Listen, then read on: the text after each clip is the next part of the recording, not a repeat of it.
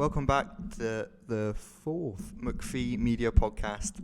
Today I'm joined by myself, my co-host Hayden, as always, and our special guest today, Damien Carr. Hello, everyone. Hello. So, Damien, important question. Who are you and what do you do? Who are you?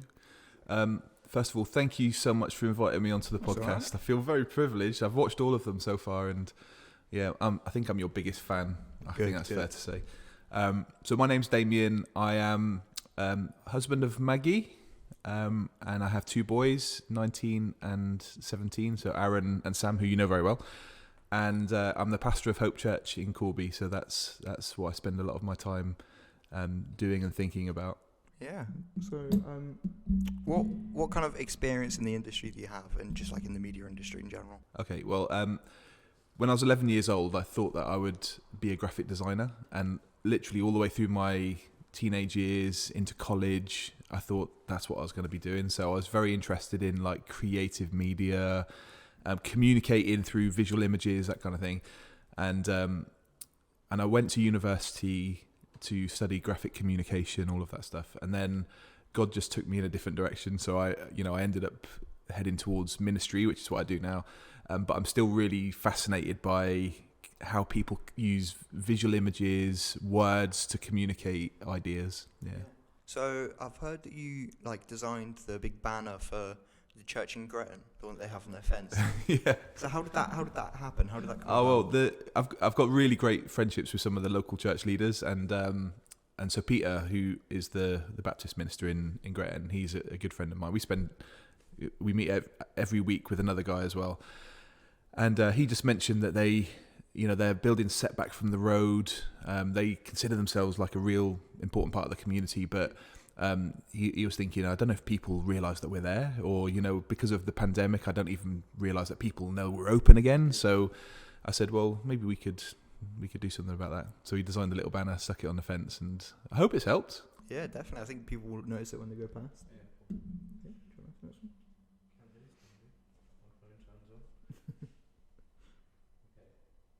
So, what made you do what you're doing now? What, being a pastor? Yeah. Well, I think I wouldn't advise anyone to be a pastor unless they felt called from God to do it. So when I was 18, I became a Christian. My mum and dad weren't Christians, never been to church, didn't really know what to expect. But I was in a band with this guy, and he invited me to church because he was singing a solo.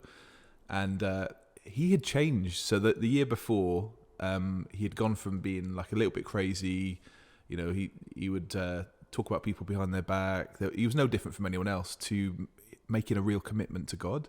And when he did, everything changed. So he started to kind of sit next to the kid in the sixth form who was bullied, and he stopped talking about people behind their back. And anyway, I watched him, and it made me curious. It also made me a little bit jealous, because I was like, man, everyone's swimming in that direction and he's like swimming in the opposite direction. And I knew that he had like something at the center of who he was. He knew who he was, and he wasn't going to let other people like just sway him to do things that he didn't want to do. So I was watching him and a little bit curious about his faith. I knew he was a Christian. And so when he invited me to church, I nearly bit his hand off. I was like, yeah, I'll come. And then I went home that night thinking, I don't know what to do. What do you do in church? Like, when did you stand up and sit down? What do you wear? I didn't know any of that stuff. So I went around to his house and said, Phil, I don't think I can come. I feel a little bit like I'll be a fish out of water. He said, no, just come anyway. Just wear whatever you'd wear. Be comfortable, like follow my lead, all of that stuff. So I went, sat right at the front because he was like singing. I thought I'll get a front row seat. And now, like, if I was to go to the church for the first time, I'd probably sit at the back and just check it all out. But I was right on the front row. And then when he sang, I was just watching his face, and he was like a brilliant frontman to our band, so like a great performer, and but he wasn't performing. It was different, and I looked at his face, and he was kind of looking up, and he was worshipping, and it was between him and God, and there was just something when I was watching him that happened in me. I think I experienced like something was definitely happening inside me, but from that moment on, I just thought, I got to come back. I got to find out more about this. And I said to him afterwards, it's just such a brilliant atmosphere. Like I feel different. And he said, "Oh, that's the presence of God, like you're experiencing." I'd never experienced anything like it before. So I kept going back. I asked all my questions. I really looked deeply into it. It was months and months before I made a decision. And then I thought, I've got to invite Jesus to be part of my life, which is what I did. 22nd of May, 1994. Quite a long time ago now. It was, yeah. Yeah. So after that, I think I just became more and more aware that God had given me different gifts. So, you know, I was already caring for people like a pastor would. I was teaching the Bible because like I was learning stuff and I just couldn't wait to pass it on to other people when I learned about it. And then over time, just felt like God was maybe asking me to do this full time and to lead a church, which is what we've done. How was the journey to get where you were? Do you reckon it was really easy for you, really hard? I think every journey that's worth it will be hard, but it's worth enduring because like the goodies come on the other side. So I think a lot of people give up on their dreams because it's too hard. There are too many sacrifices involved. But I think especially when you're a Christian, if God's given you maybe a vision of what the future might be, and you head towards it, yeah, there will be obstacles and things will be hard, and people are people, aren't they? So not everyone sees things the same way, and you can have disagreements and all of that. But it's worth it because the good stuff comes on the other side. So what I mean by good stuff is like I get the privilege every day to see people helped and people's lives transformed, people getting free of addictions and living life to the full, and marriages getting healed up and relationships getting restored, and people just experiencing life as it's supposed to be lived. So that happens to me every day. There's challenges as well, but the good stuff is it makes me so happy to be part of that. Yeah. So what do you have any questions for us? Yeah, what product do you use in your hair? Water. Say it. Yeah. No way. We're not sponsored. Water, yeah, we're not sponsored. I was going to say other products are available, but I guess water's free for everyone, isn't it? So Sam, when he gets out of his bed in the morning, he goes and gets a shower, gets the towel, and just does that, and that's it. Nice. And it kind of goes boing. So yeah. So a more serious question. So you've been doing this for a little while now. When you started, compared to what you're doing now, what have you learned along the way? Are you talking about starting McPhie Media? Yeah. I think know who you're working for. Because when we've taken on certain clients, and they've just ignored us when we've sent them the final product or things like that, and I think it's good to know your client and know exactly what they want before you make the product, and just know that they are going to be a loyal client. Yeah, I think I'd go roughly the same, but I'd also go like slightly different, like learning different like techniques with like how to set up the podcast or what equipment to use. I think that's definitely the biggest improvement I've seen. So have you got better equipment now than when you started? Oh yeah, definitely. We only had, for our first podcast, we had these and like one camera, and just we weren't even using the program we're using now to record audio. Like it was just coming straight from the cameras, which was terrible. But now we've been working with like Matt, who's our teacher, who's on the last podcast. We're working with him, and it's just like gone up in production. Like there's still a few problems that we need to sort out, but they just get smoothed out over time, or they can just be fixed in editing, and we just keep moving forward. I mean, we've got the CEO of Screen North Answers coming in to do a podcast at some point. Yeah, we sent them a message because Matt said to try and get them on, and we were like, we'll probably message them. They won't respond because they're a big company, so we'll send them a message. We sent them a message, and they were like, yeah, well, absolutely, we'd love to come on. Oh, wow. Responded really quick. Yeah, like 5 minutes, and they were back on it. That's brilliant. Yeah, so I guess they want to invest in the up and coming talent, don't they? definitely, they do hold a lot of like talent-based stuff. Like the expo we got invited to was run by them. Yeah, I saw the photographs. That looked great. It was really good. The camera, I love the Yeah, camera. there's some decent equipment. Yeah, I saw that. Yeah. It was a lot of fun. We really enjoyed that. But yeah, they do a lot of like talent-based stuff. They do like networking evenings and stuff. They're really good. So it'll be interesting to have them on and see what they want to talk about. I feel, I say this to you all the time, but I feel so proud of you both. I've known you when you were kind of really little, and like you've grown into these amazing young men, and just like following your dream is so good. you know very well, like when lockdown happened with the church, we had to go from in-person meetings to the online stuff. Do you remember? And so we went from, you know, meeting in a school building, doing all the setup, different teams operating, to suddenly within a week having to stop meeting and to go online. We were already doing live streaming, but it was very, very basic. And so we upskilled like incredibly during that time. So I don't know if you remember, the first live streams we did were really low quality. They kept buffering, kept dropping out. And so we invested in like a gaming computer, like a really decent one, and we upgraded the equipment a little bit. And we actually learned what the software did, because we had the software, but we didn't really understand how good it was. And so we did loads of stuff. Like we brought social media feeds in, do you remember? And we had different camera angles, and we invested in lighting. And by the end, I think we were quite decent, you know. And so I think with you guys, the sky's the limit, isn't it, in terms of what you can learn and some of the things that you'll bring into the mix, because the more people you rub shoulders with as well, they'll kind of share their expertise and you'll incorporate that. And so I think one of the things I'm really looking forward to is the fact that we are going to be one of the very few in this area that do this. So it's going to be very interesting to work with other businesses in Corby. That's something I'm really excited for, is working with other small businesses. And we would talk about, it might be a good idea to get someone who runs a small business in Corby on the podcast as well. Yeah. So it's nice. It's nice to hear from other people who know what you're going through. Like we did a thing for Scott, and he gave us a very generous donation. Is that the football thing? Yeah, it was the football thing. So did he send you footage from after they lost? No. So we stopped. We got up to like when he was getting on the flights, and he got there. Yeah. So he got there, and then we stopped getting footage, and he was like, "I don't really want to do it now. We've lost and everything." But it was all right. And then he gave us like a donation, and it was really helpful for us, because now we've bought stuff for our next client that we're doing. So that's been really insightful, and it's just really like interesting to see what they have to say as well. And it's just like the people you can meet are just crazy. But yeah, they're crazy. Did you say that about me behind my back? Yeah. I know what you mean.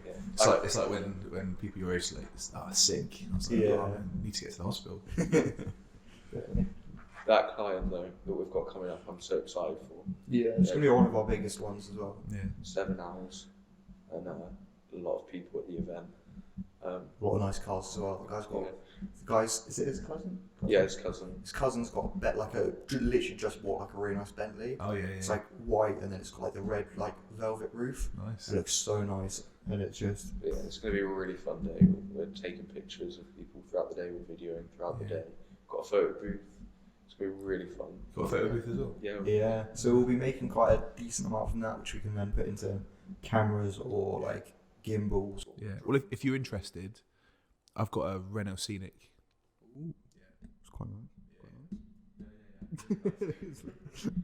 But yeah. So moving on to a better subject. Takeaways. Which one and what'd you get? Well, I'm just happy to get a takeaway, whatever it is. But if I go to the chip shop, I usually get like a doner kebab with salad and chili sauce. But I mean, that's not good for you, is it? Most takeaways aren't good for you. But my top of the pile by far would be, I love Chinese. Chinese food's amazing, and I'm not that adventurous, so because I know what I like, I tend to get the same thing every time. So I will usually get chicken and green pepper in black bean sauce with plain rice, and I'm happy with that. What do you guys get? Well, I would have agreed with you on the doner kebab until I found out it's about 1,700 calories for one, and that just scared me. Do you know what put me off once? I went to the chip shop, and they had, they've got the kebabs on the spit, and I saw this. I think it was like a cyst or something, and it burst, and all of this stuff came out, and I was like, oh, it put me off. It puts you off for a while. I think I have to get sweet and sour Cantonese chicken like every time, and then chicken balls, and what else do I get? I think that's it. Yeah, I've got to say barbecue spare ribs with a bit of chicken chow mein. Nice. We need to get a Chinese together then. We do. We definitely should. Yeah. Who's paying? You make more than me. What do you mean? Yeah, but you don't have to pay for like insurance for that. We do. So. Pay for insurance. I have to pay for insurance for my Chinese. It is dangerous. It is very dangerous. Yeah, I know someone at my school. They were speaking about Chinese. They were sitting behind me, and there was like 6 people in his family. They spent like 230 quid on Chinese in one night. Do you know a way to save a little bit of money is to get the main bit but cook your own rice. That's what we do. It saves quite a bit of money. It's genius, that. Write that down. Take note. Yeah. So, what's the favourite thing you've done so far, like overall? Whatever. Just ever. Having kids has been the most amazing thing that's ever happened to me. So I remember when Aaron was born, so he's like 19 now, he's at university in Birmingham. I remember Maggie being pregnant with him, and I'd be lying next to Maggie in bed at night, and I put my hand on her stomach, and I could feel him moving inside. And I just remember praying for him before he was even born. And then when he was born, it was quite a traumatic birth for Maggie, because it went on and on and on, and then she had to have an emergency cesarean, so he was kind of born by operation. And when he came out, I remember they gave him to me because Maggie was just like, she had some pain medication. She was just sleeping, so I was just holding him for hours. I was just looking into his eyes, and I was like, man, I recognise you. It's like, I saw his eyes, and I thought, I've just met you, but I feel like I know you. And anyway, the intensity of love is that you know, like, even though you've just met this baby, that you would gladly take this baby's place, and you would die for him. And that's how intense a parent's love is for their kid. And you know, watching them grow up and seeing them learn new things and like become independent and have their own thoughts and ideas, and for me, seeing my boys become like followers of Jesus and like own their faith. It's not my faith, it's not Maggie's faith, it's their faith. It's just been like the biggest joy, and you know, I feel very kind of privileged and proud to be a daddy. And I feel the same when I look at you guys, because like I've seen like this. There's a lot of challenges that you've had to face over the years, and you're both amazing young guys and people that others can look up to, which is we hope so. Yeah. So being a daddy, that's the question. Yeah, cool. The answer to your question. Cool. Do you want to take this one? Yeah. Oh, and can I also say, which is, you know, it might go without saying, but for some of your viewers, when I was 18 and became a Christian, my life changed at that point. And so being a follower of Jesus is like the ongoingly the most amazing thing that's ever happened to me. Good. So what are you looking forward to the most in the future? Yes. There's quite a few things. I mean, in terms of family, I'm looking forward to my boys kind of having families of their own, maybe grandkids one day. I'm only 46, so I'm not wishing my life away, but that would be nice. I love what I do every day, so I just want to see more of the kind of things we're seeing now. I would love to see more people meet Jesus and find out how amazing he is. I would love us to plant churches. So the Hope Church in Corby, the church that we're part of now, started in 2008 with just a handful of people, and we've kind of grown since then, and hopefully done more things to benefit our community, and we've seen lots of people come to faith in Jesus, which has been amazing. But I would love Hope Church, which is a church to plant churches, and maybe, you know, locally further afield, you know, start new churches. That would be that's one of my kind of ambitions for God. Yeah. So what was the plan for the church, like now in the nearish future? Well, I think we've become quite nomadic, so we rely on bookings. So we use a school to meet in on a Sunday. And the school can't always have us, and sometimes at the last minute we are told that we can't meet there on a Sunday, and we have to then find another venue. So there are quite a few different places we've met recently. So we've met at the Holiday Inn, which is the local hotel. We've met in other schools. We've even met in the car park at the Hope Centre. We've met you know, in a field at Wesley Park. So we're quite flexible, but I think everyone in the church is like, we just want our own building now. Yeah. It'd be amazing to have our own home. So Hope Church is a family. We want our own home, and I see that as a place of worship, a base for ministry. So all of the different things that we do, having a base for those things, and a hub for the community. So something that can be used by the community. See a cafe there and a bookshop, and maybe spaces for up and coming businesses to have. You could have a little room where you could develop some of your stuff. Yeah. And then we can use your equipment. Yeah, definitely. I've got to say though, for the building, I'm really excited for the live stream. Yeah. Get our own building. I think it's going to look really cool if we can set up a permanent sort of thing. I'm really excited for that. Yeah, and we've got an amazing setup and set down team. You mentioned Scotty earlier, who runs Scuffs and Buffs, the business in Corby. He's an amazing guy.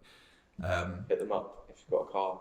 Yeah, just if you've got a car. Yeah, if you've got a car, hit them up. Yeah, but amazing guy. His business got a great reputation because he's got real integrity. But he comes on a Sunday morning with loads of other guys to help set up the building ready for when people arrive.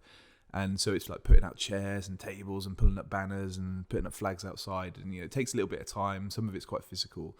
And it'll be nice when we've got our own building not to have to do all of that stuff every week. Have it already set up. Yeah, to have it just leave it set up and we can just arrive and just sit in the chairs and the banners will already be up and all of that stuff. But you're right. So with you guys, when we do design a building, we want all of that creativity that you've got to be kind of brought into the mix. So when we're designing it, we're kind of thinking through all of these aspects. So I think we should mention the big blue thing that's been going around Corby recently, because I feel like it's just appeared and people haven't been told about it. Yeah. So what's the bus for? What is it? So a few years ago, I mean quite a few years ago now, we had the idea of like getting hold of a big blue bus, a double-decker bus, and in my mind it was blue.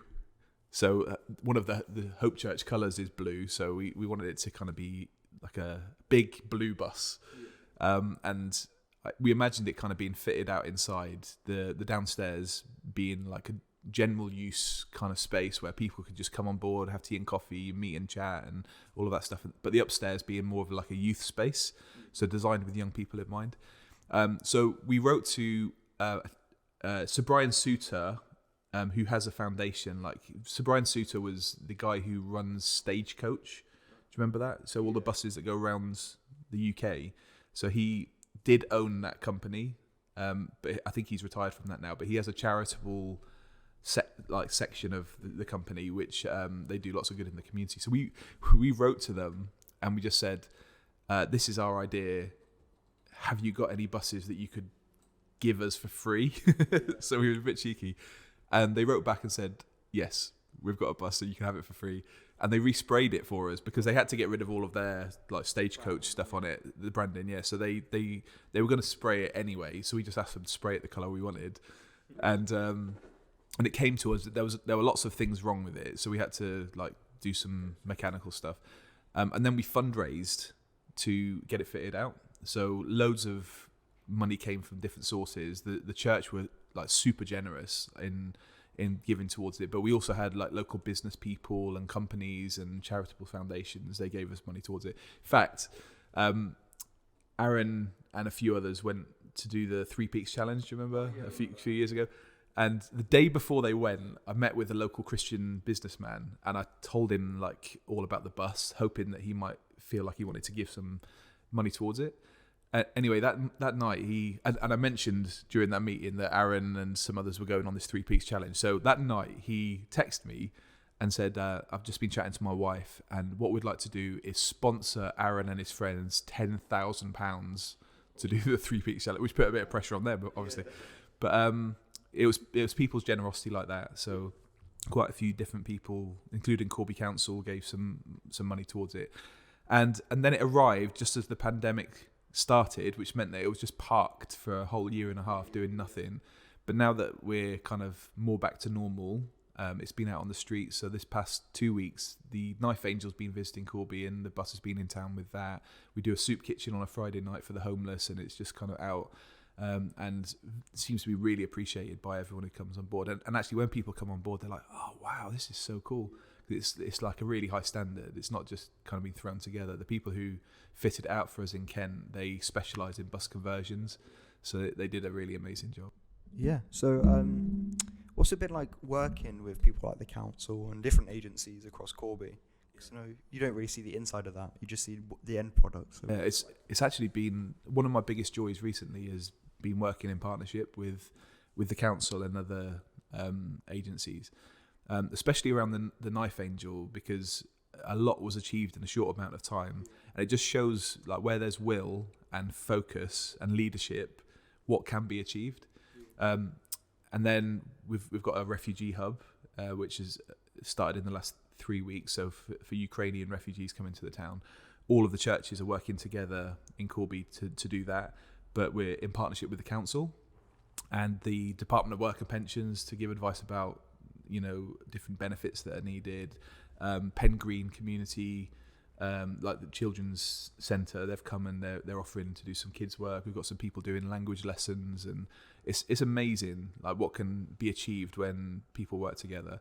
And I think people have been surprised just how professional the church is, like not Hope Church, the church in Corby, and what we can provide in terms of services for our community as well.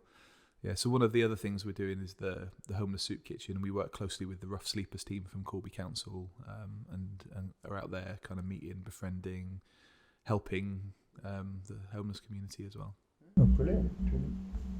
Yeah, I was just going to say about the church, because usually when I mention it to people, their mind automatically goes to a sit down, stand up, old hymn sort of church, and that's what people don't really get nowadays, is that it's not like that for some churches. So what's been your experience of church? Well, we went to we call it sit down, stand up church. We went to one of those for about 2 or 3 years in the village, and it wasn't proper. Like I think we just went because felt like a chore, didn't it? Yeah, but as soon as we started going to church with you guys, it just felt natural. It was more enjoyable. The songs are more upbeat.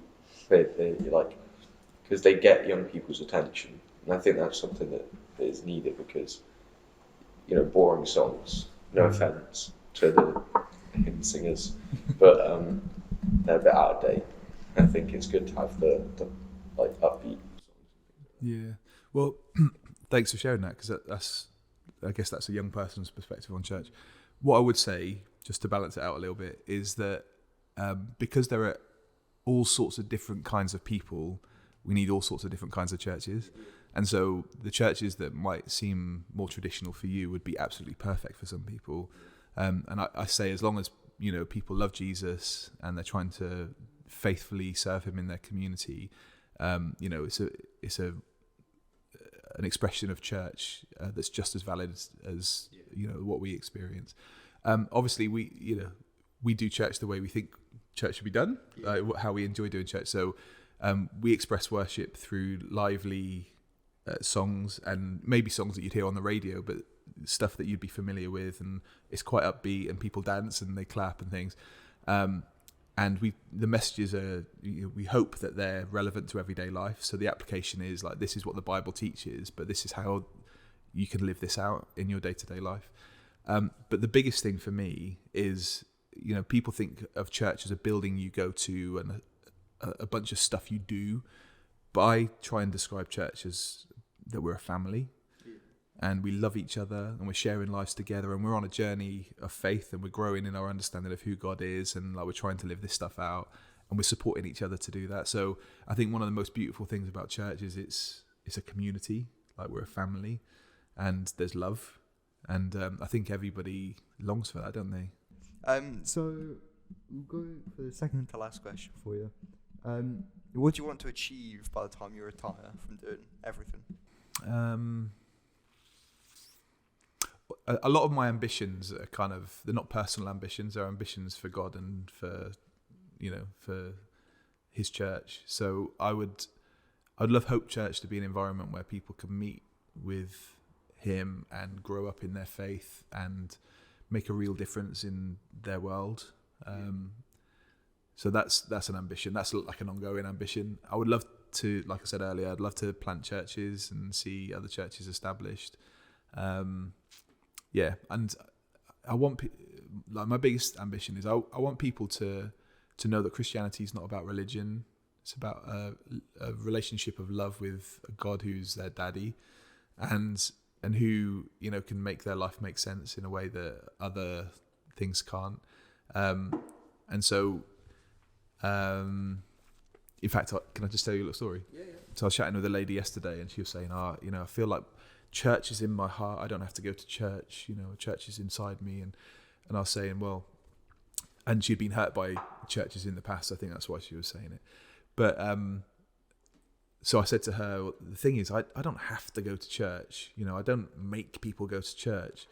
But because church is my family, I want to express this love I've got for God and talk about the love that I feel like He's pouring into my life. I want to talk about that with other people who have got the same experience and like go on a journey, helping other people to experience that as well.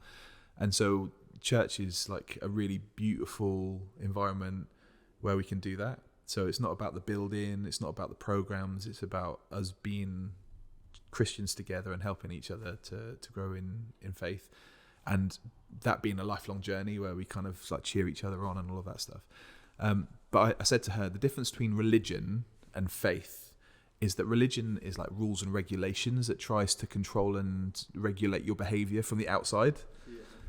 But when you have a relationship with God, He changes your heart and He gives you the desire to do the things that He wants to do and the power to do it, because He puts His Spirit in you. And so it's not about like a system, like of rules and regulations that you build around you called religion.